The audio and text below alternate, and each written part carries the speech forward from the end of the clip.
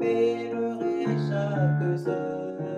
Maman aimée, Angèle, oh amour, oh amour, oh amour, divin amour, oh amour, amour incapable, oh amour, oh amour, oui amour, divin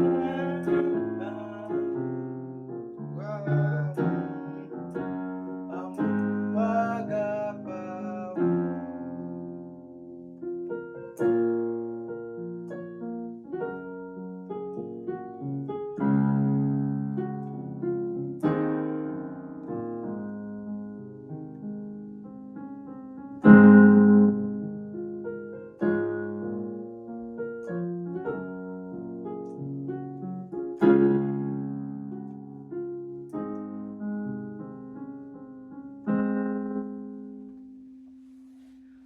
Honneur et gloire à la ville.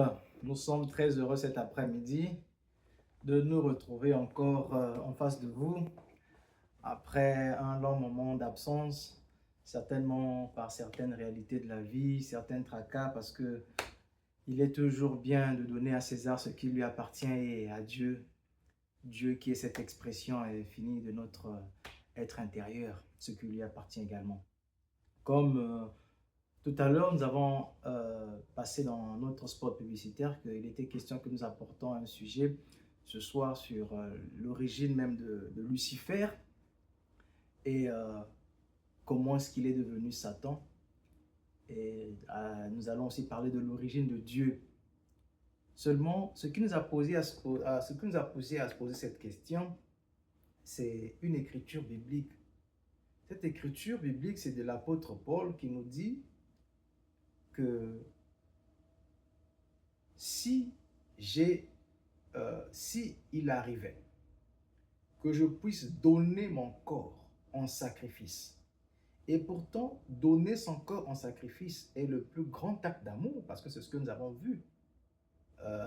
Là, le Sauveur se présentant à la croix de Golgotha, il donna son corps en sacrifice, excusez-moi, mais Paul ici nous dit, bien il arriverait que j'arrive à donner mon corps en sacrifice, si et seulement si je n'ai pas l'amour, cela ne vaut absolument rien. Alors, qu'est-ce que l'amour? Qu'est-ce que réellement l'amour? Parce que l'amour, normalement, est compris de travers. On confond ce petit sentiment qui lie deux humains à l'amour. Ce n'est pas réellement ça que nous voulons parler. Et nous sommes posé la question, vous allez le découvrir quand nous allons rentrer dans le vif du sujet. Nous sommes posé la question de savoir, c'est quoi une pièce de théâtre? On dit que sur cette terre, nous sommes des acteurs. Nous sommes en train de jouer une pièce de théâtre. Alors, qu'est-ce qu'une pièce de théâtre? Une pièce de théâtre, par conséquent, serait, je pourrais dire, une scène qui a été préalablement écrite, et pour la mettre en œuvre, on a besoin des acteurs. Les acteurs, ce sont des personnages dans la pièce de théâtre qui ont une nature, qui ont une identité bien distincte. Mais ceux-ci entrent dans la pièce de théâtre avec une détermination précise, sinon un rôle précis, afin de jouer le rôle que la pièce de théâtre leur a confié.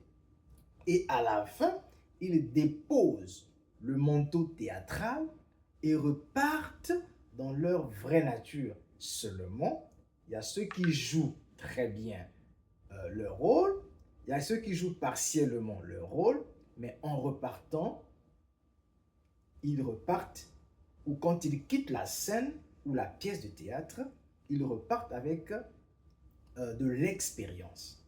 Si vous avez compris déjà cette introduction, vous comprendrez tout de go que c'est ça même l'essence de la vie ici sur Terre. Nous sommes des êtres éternels. Nous sommes toujours dans l'éternité. Je ne parle pas de ce corps de pestiféré. Mais arrive un jour que notre rôle, que nous sommes sur le point de jouer notre rôle dans la scène ou sur la scène mondiale, au vu et au su de tout le monde. Alors un processus est lancé, le processus de fabrication d'un corps. C'est là où deux êtres arrivent à convoler à juste noces et à fabriquer une tunique. Cette tunique n'est qu'un habit afin que je me présente sur la pièce de théâtre pour jouer un rôle. Moi qui, l'Éternel, je me présente sur la face de la terre comme un acteur. Je joue le rôle qui m'a été alloué, qui m'a été confié. Et dès que je termine, je quitte la scène. C'est là où commence le premier divorce. Quel est ce premier divorce? C'est quand un corps est fabriqué, qui commence dans les reins d'un papa sous forme d'une semence, et ce corps sous forme de semence est déposé dans le sein d'une mère, et ce corps germe, prend de la forme, jusqu'à ce qu'il est constitué de plusieurs muscles, et à la fin des 9 mois, après 9 mois, parce que la naissance a été prévue d'abord à 7 mois. Pourquoi 9? Nous le démontrerons dans les prochaines vidéos. Et alors, à 9 mois, l'enfant qui a passé ce corps, qui a tout le temps baigné dans le sein de sa maman, et la maman était très contente d'avoir son gros ventre et toucher tapoter son petit enfant, va se voir appelé à... Donc, cet enfant va commencer à se détacher de cette maman-là. Et il sort, en coupe le cordon ombilical. Cette maman qui avant a lavé dans son sein, aujourd'hui peut le voir, peut entrer en communion palpable avec cet enfant. Mais cet enfant vient d'abord de divorcer, vient de quitter, afin de donner la joie à cette maman. Cet enfant qui a grandi pendant 9 mois dans le sein de sa maman, quitte d'abord ce monde invisible selon la maman, pour qu'il devienne visible et vu et su de tous. Vous voyez ce mystère-là? Il sort du sein de sa maman en jetant un cri de douleur, et à la maman qui le reçoit avec un cri de joie. Par conséquent, il est appelé à jouer un rôle. Et cette maman ne le regrette pas, parce que cet enfant a longtemps vécu dans son sein. Cette maman, malheureusement, ne le regrette pas. Cette maman est contente parce que cet enfant est sorti. Mais oui, la maman est contente. L'enfant arrive, et pourtant, il y a eu séparation. Et pourquoi cette séparation est certes douloureuse pour l'enfant qui arrive dans un monde tumultueux, parce qu'il est appelé maintenant à jouer un rôle, à porter son habit. Il doit porter un habit pour faire face, parce que il va d'abord, par le mystère de la croissance, il va croître, acquérir un certain nombre de connaissances pour articuler sa pensée, afin que cette pensée se traduise en parole, la parole qui n'est qu'une pensée exprimée, afin de jouer son rôle sur la surface de la terre. Et cette maman est contente et pourtant séparée de cet enfant. Alors, vous comprendrez par là que, à vrai dire, nous sommes ici sur terre en jouant qu'une pièce de théâtre. Alors, pourquoi devrais-je haïr mon frère? Pourquoi devrais-je haïr ma soeur? Pourquoi devrais-je parler en mal de mon frère? Pourquoi parlerais-je en mal de ma soeur? Il ne joue que sa portion. Il ne joue qu'une pièce de théâtre. Il ne joue que ce qui lui a été, le rôle qui lui a été attribué. À la fin de sa course, il ira se reposer et va déposer cet habit qui lui aurait permis d'agir d'une certaine manière dans la pièce théâtrale. Alors pourquoi devrais-je l'haïr? Vous comprendrez le mystère de l'amour. quand il est dit, même à ton ennemi, il faut l'aimer.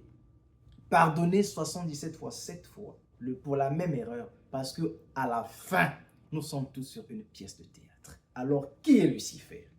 D'où tire-t-il son origine? Qui est Dieu? D'où tire-t-il son origine?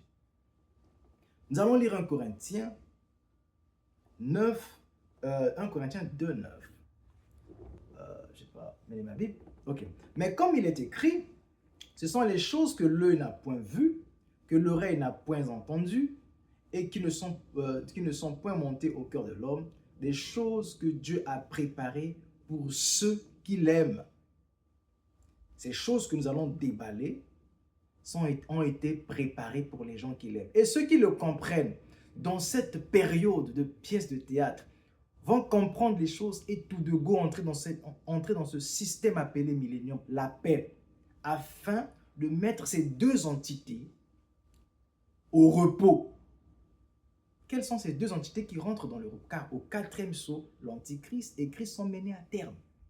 Ils doivent rentrer au repos afin que tu t'élèves dans la pleine compréhension de qui tu es pour toucher le but pour lequel tu es venu sur la terre et accomplir ta mission dans la perfection totale.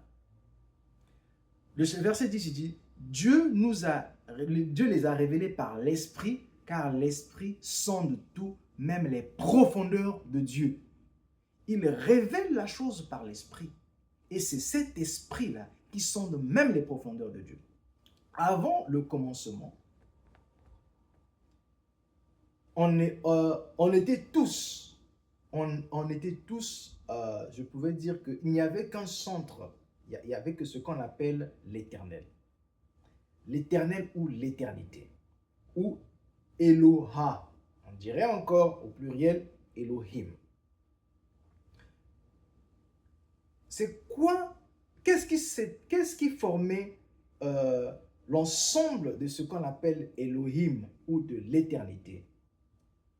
C'était, tu étais l'éternel, tu es l'éternel, je suis l'éternel. Alors, c'était quoi? Qu'est-ce qui s'est réellement passé? Cette grande fontaine-là, cette grande source énergétique a voulu se briser, a mis sur pied un plan pour vouloir se matérialiser ou pour vouloir se manifester d'une certaine manière. Ça veut dire, pour quitter ce centre-là, cette grande intelligence inexpliquée, ce grand centre Elohim devrait quand descendre. Alors, il devait quitter cette étape d'Elohim afin de diminuer, il condescend pour se révéler d'une autre manière. Alors, en quittant cette étape d'Elohim, qui était l'amas, sinon le rassemblement, sinon l'association des attributs. Or, les attributs ici sont les pensées. Les attributs ici sont des natures. Les attributs ici sont des rôles. Les attributs ici sont des entités à part entière qui ensemble formaient Elohim. Alors ces attributs doivent se détacher pour se manifester, pour porter des corps afin d'agir dans un monde physique. Et pour ce faire, ils doivent passer par un canal appelé le Fils. Ce canal appelé le Fils, ou encore le Logos, ou encore la parole, ou encore la 7e dimension. Voilà. Et cela va condescendre pour se manifester, le Logos et cette colonne de feu qui sera au-dessus de ses égaux. Qu'est-ce qui se passe? La colonne de feu, alors, qui est un attribut d'Élohim, c'est de cette colonne de feu où va sortir la parole, où va sortir la première vibration qui, en ralentissant, va commencer à devenir tangible, donc la matière. Alors, cette vibration appelée logos va créer ce qu'on appelle les premières entités angéliques pour que ces êtres angéliques puissent produire, puissent pousser cette entité-là, logos, cette première énergie qui est condescendue, qui est sortie de cette dimension inexplicable. Ces êtres angéliques vont commencer à l'adorer, donc à le louer, à le chanter, pour que cet être puisse rentrer dans la création des choses tangibles. Et en commençant à chanter, en commençant à le louer, en commençant à faire cet acte de révérence, automatiquement, cet acte de révérence va faire que selon le langage humain, on va appeler l'être vénéré Dieu. Parce que Dieu, le mot Dieu, nous n'allons pas rentrer dans cette conception philosophique des choses qui dit que le mot Dieu est apparu au XVe siècle et c'était qu'une manière d'emballer les gens. Mais sinon, en général, Dieu veut simplement dire objet d'adoration.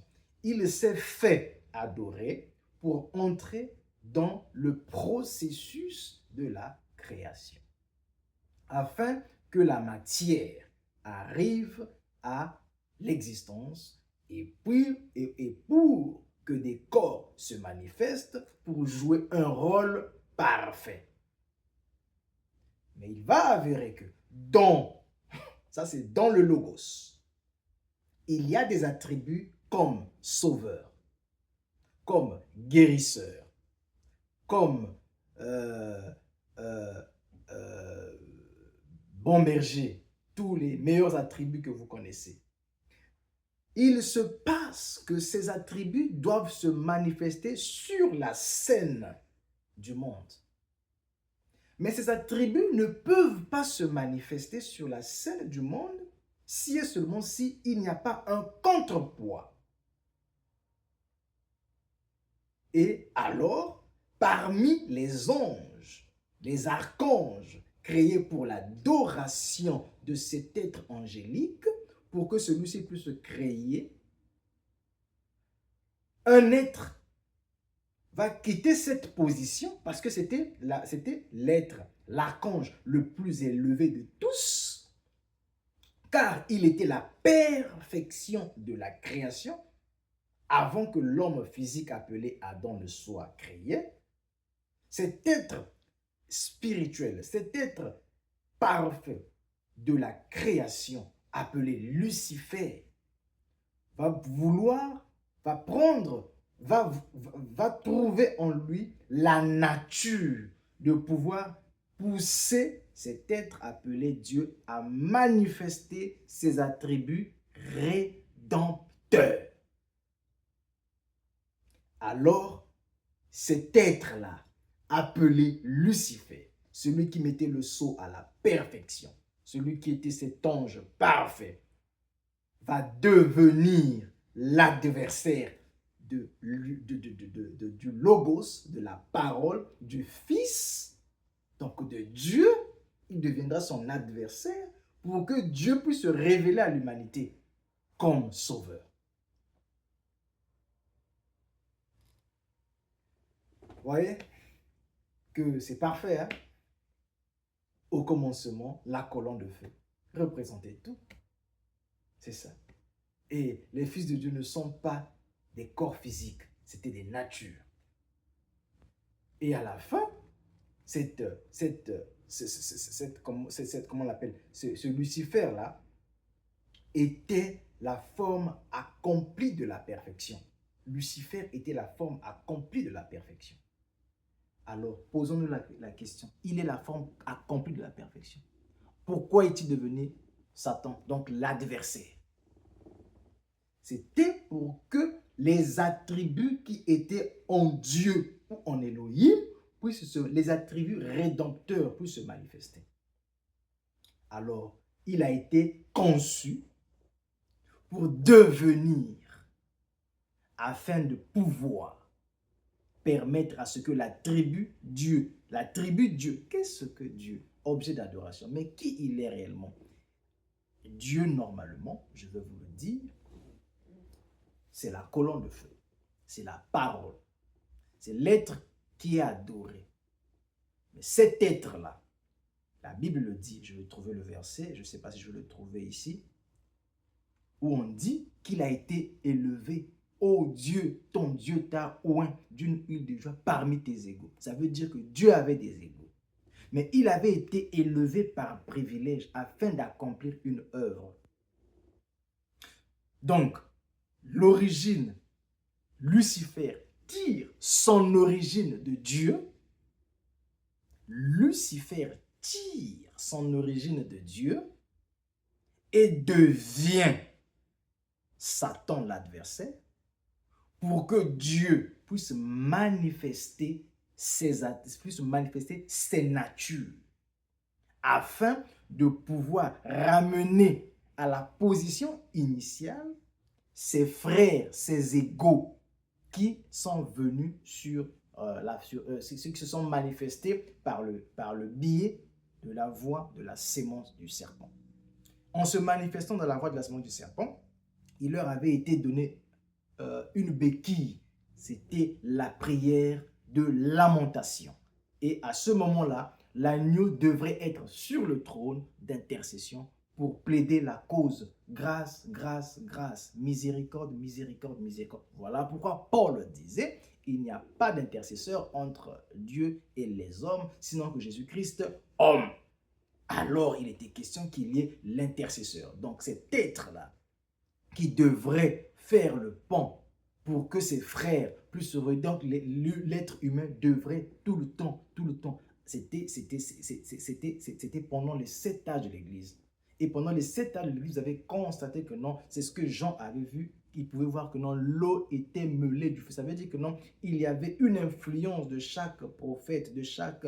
Or, les prophètes ou chaque envoyé de Dieu, c'était une corde qui devait manifester la nature de l'agneau dans chaque âge et influencer chaque âge. Mais à la fin, l'eau devait être mêlée du cristal. Il n'y avait plus de feu, mais le cristal. Tous devaient revenir à la perfection, à l'étape où nous sommes tous égaux. Alors, qui est Lucifer? Lucifer, d'où tire-t-il son origine? Lucifer tire son origine de Dieu et il devient Satan pour manifester les attributs qui étaient cachés en Dieu.